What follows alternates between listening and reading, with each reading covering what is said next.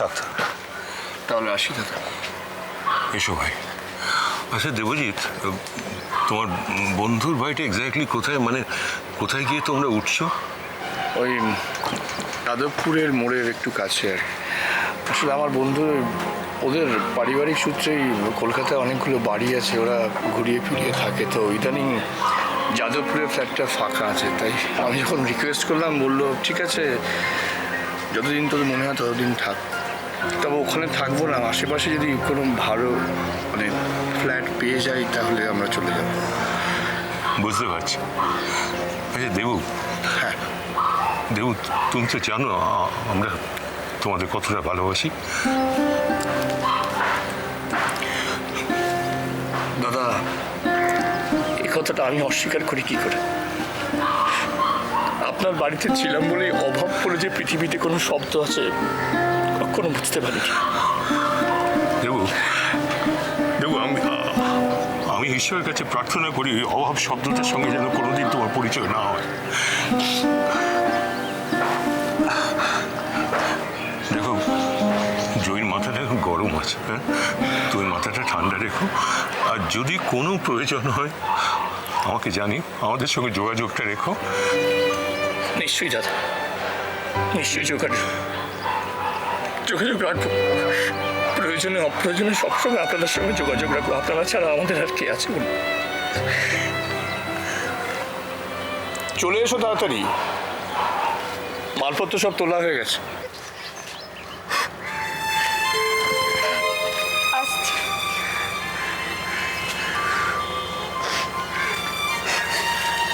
না না থাক দেখছি থাক। আসছি দিদি। আপনার স্নেহ আপনার ভালোবাসা আমি কোনোদিন ভুলব না।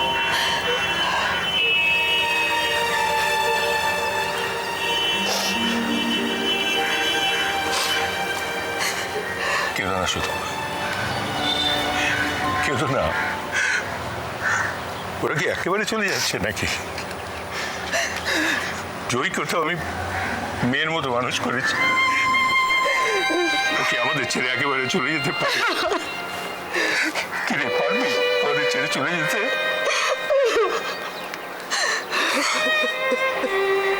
পাগল মেয়ে,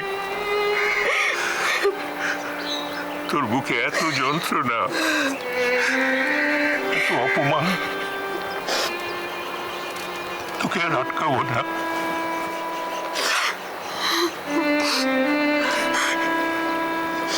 কেমন মনে করবি চলে আসিস।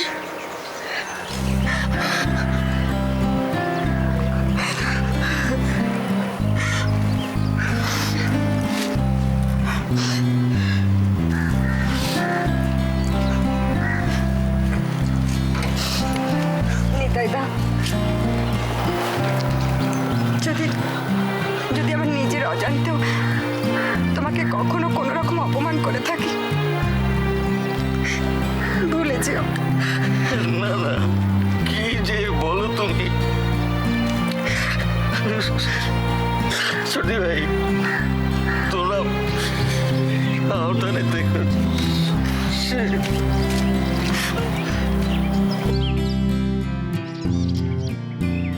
তাড়াতাড়ি এসো জয়ন্তী, ট্যাক্সিটার কতক্ষণ ওয়েট করবে? আমি টুইমার গয়নায় হাত দিয়েছিলাম বলে তোমরা আমাকে তাড়িয়ে দিলে, কিন্তু বিশ্বাস করো আমি টুইমার গয়না চুরি করিনি। শোনা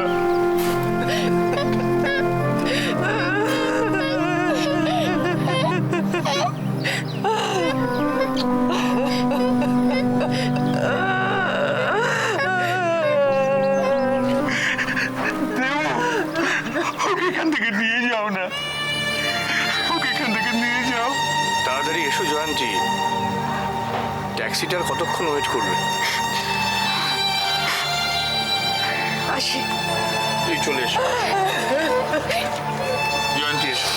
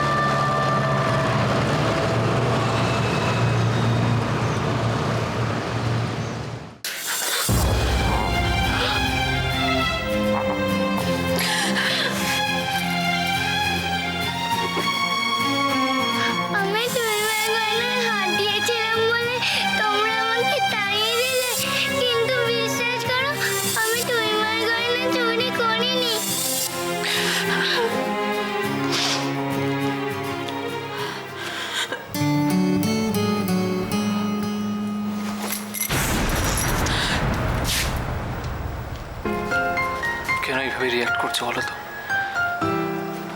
তোমার কি মনে হয় মানি এই বাড়িতে আর কোনোদিন ফিরে আসবে না? মানি ঠিক ফিরে আসবে, তুমি দেখো। মানি এ বাড়িতে ফিরে এলে তোমরা সত্যি খুশি হবে সৈকত?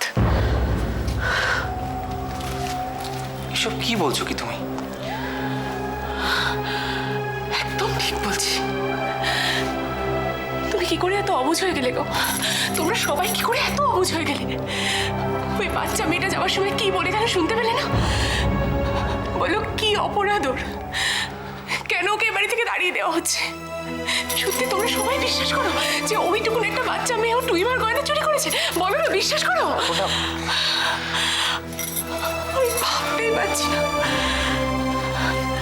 একটা মানুষ কতটা আঘাত পেলে, কতটা অসম্মানিত হলে বাড়ি ছেড়ে চলে যায়। তোমরা কেউ একবারও বুঝলে না, কেউ একবারও বুঝতে পারলে না যে মানিক কেন এই বাড়ি ছেড়ে চলে গেল? কি গো, কেউ কারোর একবারও মনে হলো না? তুমি তুমি একটা কথা কেন বুঝতে পারছো না যে আমরা তো অনেকেই তো মানিকে রিকোয়েস্ট করেছিল থাকার জন্য। সে যদি না থাকে, সে যদি কথা না শোনে, তাহলে কি করবো আমরা? রিকোয়েস্ট? কিসের রিকোয়েস্ট গো? তুমি একবারও রিকোয়েস্ট করেছো? একটা মানুষ অপমানিত হয়ে বাড়ি ছেড়ে চলে যাচ্ছে, তাকে সত্যি সত্যি আটকানোর জন্য যে উদ্যোগের দরকার, যে চেষ্টার দরকার, তোমাদের বাড়ির একটা লোক সেটা করেছে? তুমি একবারও করেছো? বলো না প্লিজ। আমার সত্যি কিচ্ছু বলার নেই, জানো তো। ওইটুকু একটা বাচ্চা মেয়ের কান্না তোমরা কেউ শুনতে পেলে না? বাবা, তোমরা সবাই বলো তোমরা নাকি খুব উদার, খুব ভালো মানুষ। নিতাই, নিতাই, কোথায় থাকে সব? ডাকলে সাড়া পাওয়া যায় না।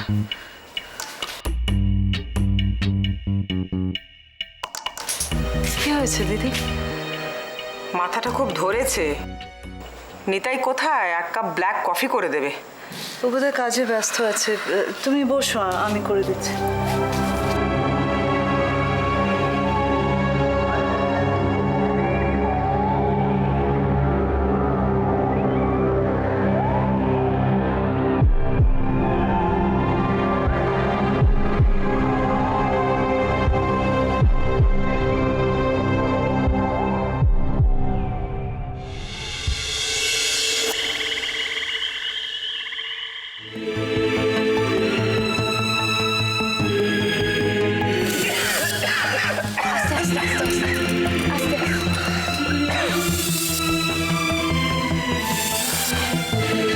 চন্দ্রা,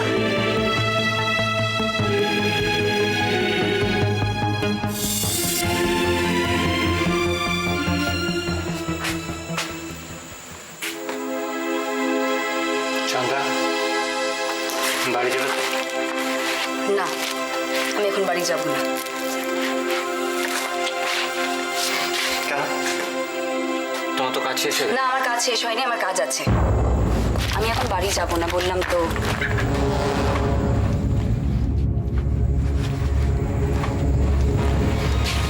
না মানে আমি মানে মানে কি? আমি বলছি তখন আমি বাড়ি যাব না। কেন এরকম করছো চন্দ্রা? চলো না একসাথে বাড়ি যাই। কতবার একই কথা বলবো? ও, তোমার বউ বুঝি এখন বাড়ি ফিরে গেছে, তাই জন্য আমার কাছে এলে? কি আজে বাজে কথা বলছো চন্দ্রা? আজে বাজে কথা আমি বলি না। আজে বাজে কথা আমার বলতে ভালো লাগে না। কি প্রেম! অফিসে খাবার নিয়ে এসেছিল, নিজের হাতে খাইয়ে দিচ্ছিল। অনেকগুলো ভাল লাগে না। উল্টো পাল্টা কথা আমি শুনতে চাই না চন্দ্রা। আমিও উল্টো পাল্টা কথা বলতে চাই না। দোয়েল এখন তোমার সব না? দোয়েলের ব্যাপারে কিছু বললে গায়ে লাগছে, খুব গায়ে লাগছে। ঠিক আছে, ঠিক আছে।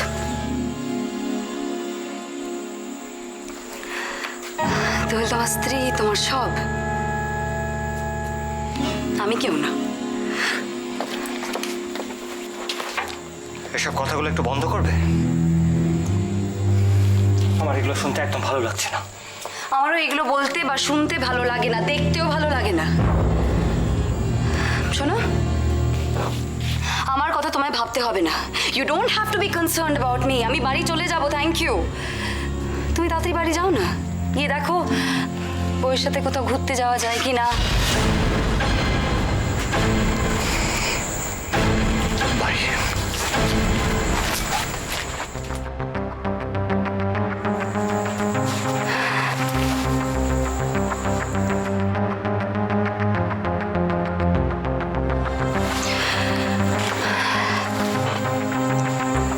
যাও রুদ্র, দোয়েলের সাথে এনজয় করো। গো এনজয় ইয়ারসেলফ।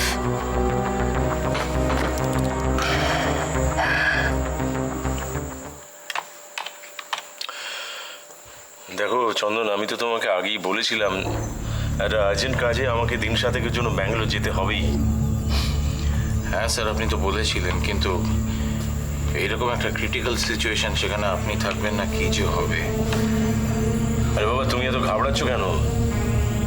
তোমার উপর আমার ভরসা আছে তো। আমি জানি তুমি সবটা সামলে নেবে, আর শুধু সামলাবে না, খুব কেয়ারফুলি সামলাবে, আমি জানি। স্যার আমি চেষ্টা করব। আচ্ছা, সৈকতবাবু কবে থেকে এখানে আসছে? হ্যাঁ, সেটা অবশ্য এখনো ঠিক হয়নি। আমার ধারণা এসে যাবে। হ্যাঁ স্যার, আমাকেও বলেছিলেন যে এবার থেকে নার্সিংহোমের অ্যাডমিনিস্ট্রেশনের কাজে সৈকতবাবু ইনভলভ হবেন।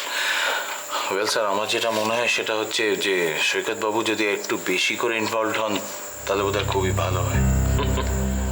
সে তো ভালো হয়ই, তবে ও তো কোনো কালই এসব পছন্দ করতো না। এইসব দায়িত্ব নিয়ে কাজ করা ওর ধাতে নেই। তবে দেখা যাক, ও আসুক। আমার ধারণা আস্তে আস্তে শিখে নেবে। প্রথম দিকে তো ও সবটা জানে না, ও পারবে না। আমার মনে হয় তোমাকে কিন্তু বেশি করে দায়িত্ব নিয়ে সবটা সামলাতে হবে। স্যার আপনি একদম চিন্তা করবেন না, আমি যতদিন রয়েছি এই নার্সিংহোমের কোনো ক্ষতি হবে না। আমি তো সেটা জানি চন্দন। আরে আসুন ইন্সপেক্টর, আসুন, বসুন। Thank you. I am sorry Ranveer বাবু, এই কেসটা বোধহয় আর সামলানো গেল না। মানে আমি যতদূর জানি যে রিপোর্টটা তৈরি হচ্ছে সেটা ডক্টর দেবরায়ের এগেনস্টেই যাচ্ছে। কি বলছেন? কি এরকম তো কথা ছিল না। কথা তো অনেক কিছুই থাকে না চন্দনবাবু, কিন্তু আমি নিরুপায়। দেখুন,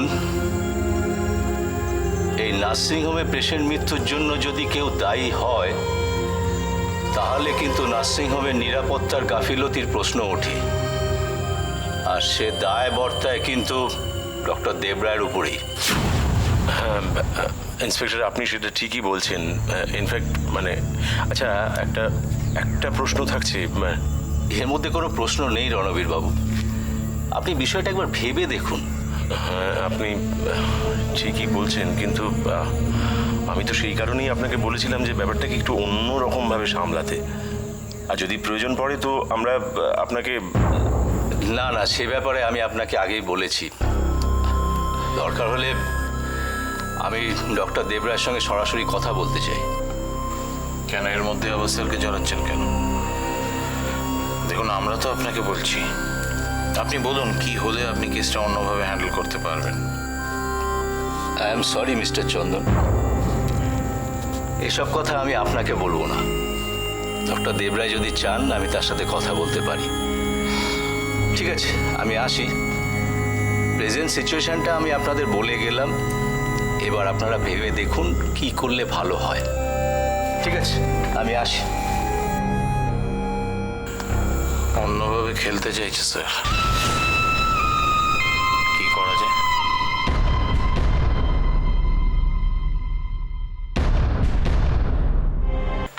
এইবার ঘাম দিয়ে জ্বর ছাড়লো, তাই তো? একদম। দিবাকরের সর্বনাশ এবার নিশ্চিত, বুঝলি? নার্সিংহোমে ওই পেশেন্টের মৃত্যুটাই না ওর মান সম্মান সব একেবারে ধুলোয় মিশিয়ে দেবে। কিন্তু দাদা, আমার যা মনে হয় উনি যা ধুরন্ধর লোক, তাতে এবারে ব্যাপারটা উনি ঠিক সামলে নেবেন।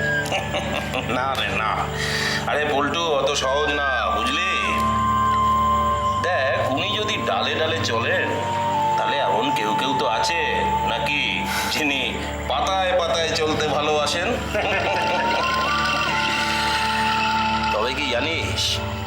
এবার আর দিবাকরকে কেউ বাঁচাতে পারবে না। এবার ওর রাজনীতি আর ডাক্তারি দুটোই একসাথে শেষ হয়ে যাবে। আচ্ছা দাদা, সন্দীপের খবর কি? ও তো আজকাল আর আসেই না।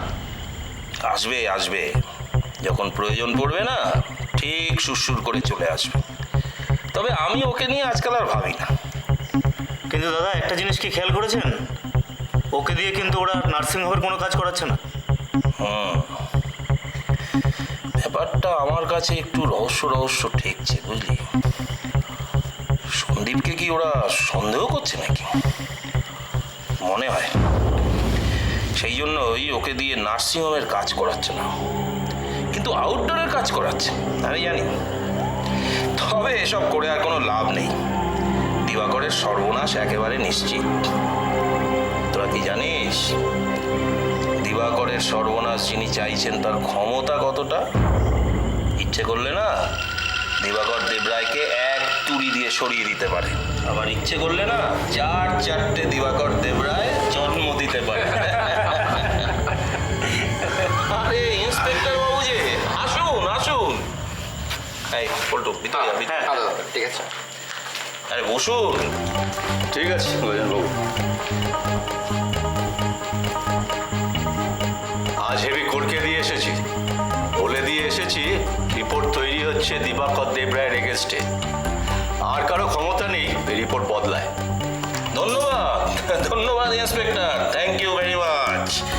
আপনি শুধু আপনার কাজ করে যান, বুঝলেন? টাকা দেখবেন সুরসুর করে নিজেই আপনার কাছে পৌঁছে যাচ্ছে। আপনার কোনো চিন্তা নেই, আপনি খালি টাকার বান্ডিলটা রেডি রাখবেন। রেডি থাকবে, রেডি থাকবে ইন্সপেক্টর। টাকা জোগান দেওয়ার মানুষ আছে। আমাদের লক্ষ্য শুধু একটাই, যে করেই হোক দিবাকরের সর্বনাশ। দিবাকরের সর্বনাশ না হওয়া পর্যন্ত আমাদের কোনো শান্তি নেই।